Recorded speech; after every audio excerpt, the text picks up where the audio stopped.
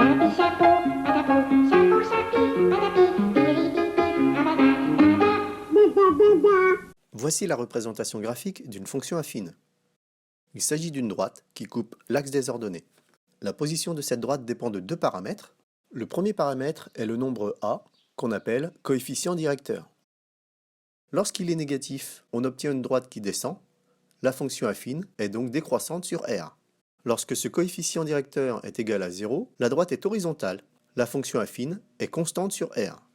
Et lorsque le coefficient directeur est positif, on obtient une droite qui monte. La fonction affine est croissante sur R.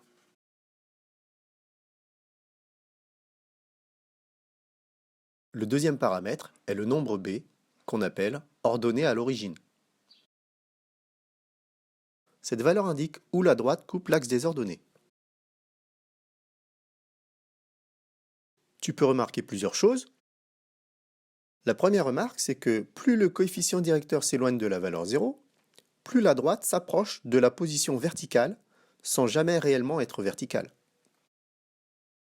Deuxième remarque, lorsque la droite n'est pas horizontale, autrement dit lorsque le coefficient directeur petit a n'est pas nul, la droite coupe l'axe des abscisses en une valeur précise, moins b sur a. Cette valeur, c'est la valeur pour laquelle ax plus b s'annule. Autrement dit, c'est la solution de l'équation ax plus b égale 0. On dit alors que moins b sur a est la racine de ax plus b.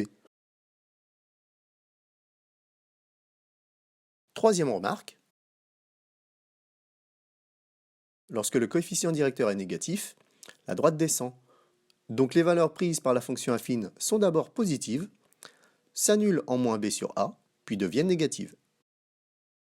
Lorsque le coefficient directeur est positif, la droite monte. Donc les valeurs prises par la fonction affine sont d'abord négatives, s'annulent en moins b sur a, puis deviennent positives. Les variations et les signes d'une fonction affine peuvent être résumés à l'aide de ces tableaux. Maintenant, c'est à toi de jouer. Sur une feuille correctement présentée, tu feras ces exercices.